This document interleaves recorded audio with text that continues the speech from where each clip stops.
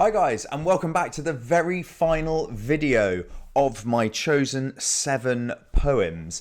If this is the first video you've watched, I recommend going all the way back to the video that I'm going to link up the top here, which will be on my chosen 7 poems from the Power and Conflict anthology, why I've chosen them, what those 7 poems are. And this is the final one, which is Checking Out Me History. Why have I chosen it? I've chosen it because there's lots of interesting ideas in it. You've got some pretty good techniques across language structure and form too. The context is interesting too. And also really because you need a poem for identity. The Emigre, which I did in the last video, which there is another video on if you haven't seen it yet, is a good poem for identity. And Checking Out My History is also a good poem for identity too. So it does cover you on those bases, and also it is a power poem too, because it's not a conflict poem, so it must be a power. So then you've got to think, well, what is the power of? And I think here, this is a power of identity, of learning about one's own identity and culture and history, but also the power potentially over others and the power of oppression. Because of course, the context on this poem, which I love and I think is so interesting to talk about, is British colonial rule in British Guyana, and how the speaker and the poet himself, it's his own lived experience, is breaking away and discovering all of the things that he didn't learn about when he was under this sort of British rule and British system. So context, by the way, I'm not going to go through, but that's a little lowdown on it. What's this poem about then? It is about learning about Black culture, Black history, which is what this sort of poet is all about, which is about celebrating Black culture.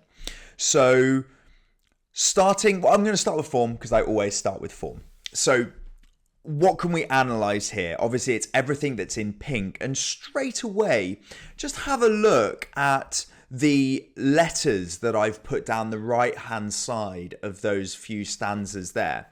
So I'm looking here at this section, and you can see it's A, meaning balloon, moon, spoon, maroon, all rhyme. How simple is that?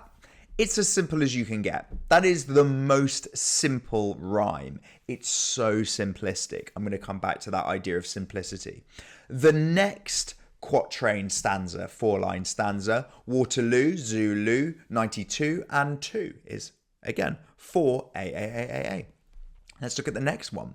Lamp and camp, soul and coal.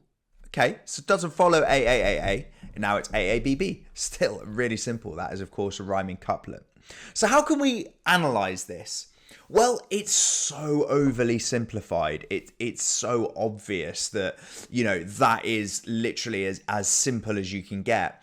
And it kind of is how nursery rhymes are written, because they are really simple to kind of digest, understand, and learn as well for children.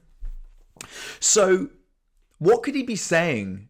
What's in the content of those stanzas that has that really, really, really simplistic rhyme scheme? Well, it's all the things that he obviously has learned at school and has been taught at school. He's been taught about British history, Lord Nelson, Waterloo, Columbus, and 1942. He's been taught about Florence Nightingale. But what's he not been taught about? Them never tell me about Shaka, the great Zulu, which is a Black figure.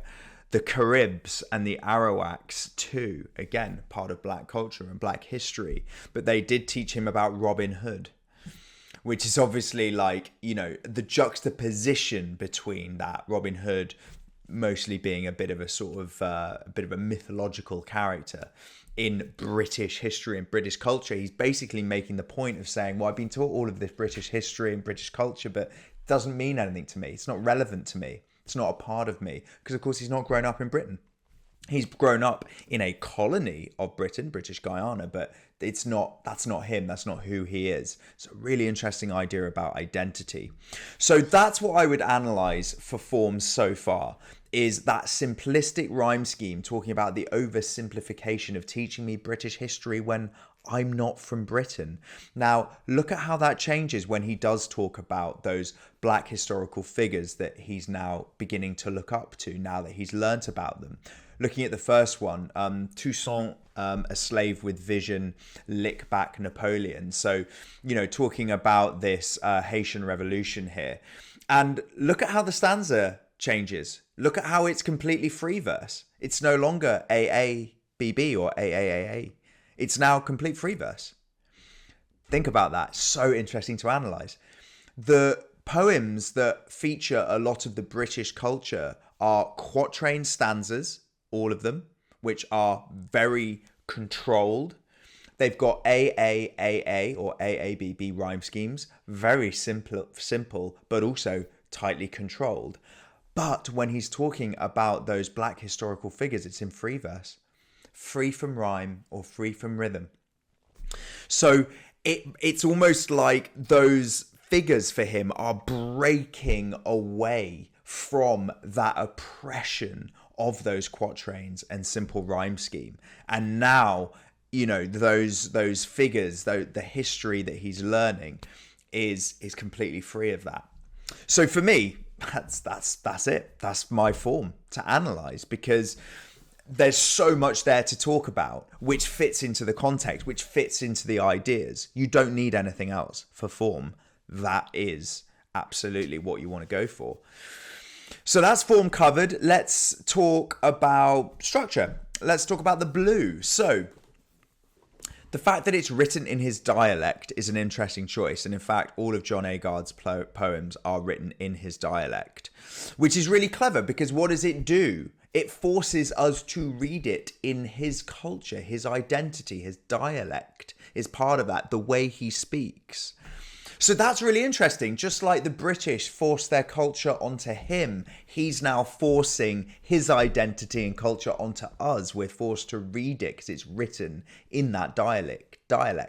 Dem, D-E-M, obviously for T-H-E-M, them. But it's in his dialect. And that's repeated.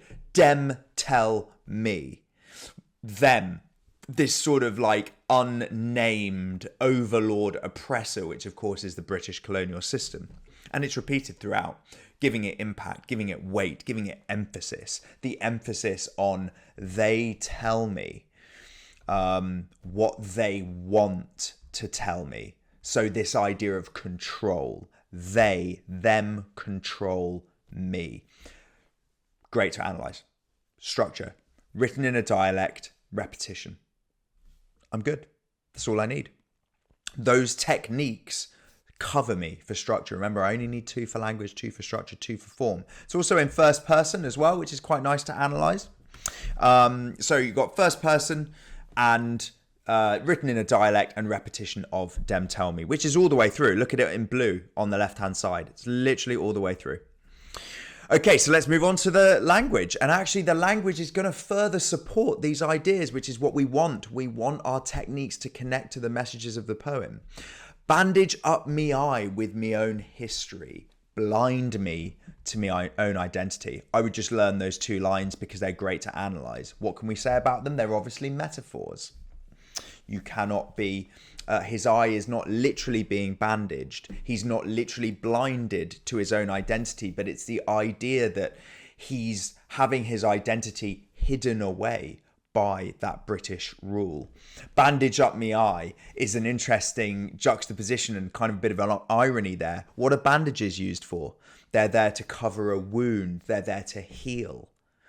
But then it's kind of a juxtaposition because his eye is being hidden, so he's blinded to his identity. It's almost like the idea that they think they're healing me, they think they're being nice and good to me, but they're not. They're blinding me from my identity. So that's great to analyze.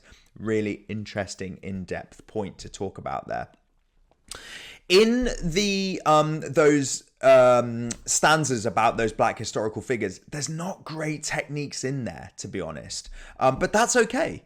that is okay, because I'm just going to focus on the stuff that is really interesting to analyze. There isn't great. I mean, you've got like a healing star. She still braved the Russian snow. A healing star, obviously metaphor. She's not literally a healing star among the wounded, which is fine. That's fine to analyze. It's not massively about identity, which is sort of your problem with it, because you want techniques that are going to link really nicely and support your overall ideas, which is on identity. So let's have a look at the last line. I carving out me identity. So it's kind of coming back to that first stanza about blind me to my own identity. Now he's carving out me identity, carving like the idea of wood, making it feel permanent. Once you've carved something, it's hard to fill it back in. So it's like he's sort of discovering his identity, and that's what the whole poem is about. The poem is about discovering one's own identity and culture and history, coming through the context of British colonial rule. I think it was in the 1940s, 50s, 60s. I think he came over to England when he was about 19 to study at university. But that's context. You want to do your own research into the context, just because it can be quite in-depth and take a while.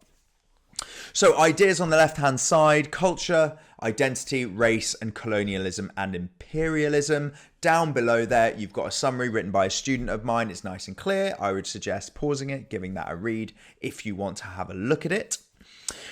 And there you go. That is my 7. Wow. Done. Finally. There's a lot there. I mean, some of these videos are sort of 15, 16 minutes long. I think I've got one that was 10 minutes. So there's a lot here. And I hope you have found it useful and helpful. I hope so as well, because in school, I imagine you can sometimes take quite a long time on a poem, you know, like a whole lesson, or even going into 2 lessons. Which is fine. That's great. You know, if I had your attention for an hour, maybe I would do that. I probably would try and avoid that. But really, what this has been all about is, here are my best 2 form, here are my best 2 structure, and here are my best 2 language techniques. Because that's all you need to memorize. Don't need to memorize more than that. That's all you need.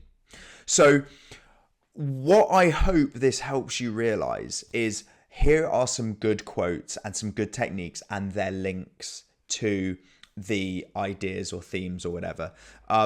These are the ones I'm going to learn, and then learn them confidently, make sure you know them, and that is what you're going to be taking into the exam. Remember, if you haven't yet watched the video on going from 15 poems to 7, make sure you watch that, because it will explain what's going on. And yeah, if you have any questions, obviously leave them down in the chat. If you like the video, just stick a like on it. If you're my student and you thought it was helpful as well, share it with any other friends you might have at other schools, or, you know, classmates or whatever. And yeah, this has been fun. This has been interesting. Next video I'm going to do is going to be on tissue, because no one really understands what tissue is about. So I'm going to run through tissue. If that is something you might be interested in learning about, have a look on this playlist under GCSE tips. Thanks so much, guys, and I'll see you in the next one.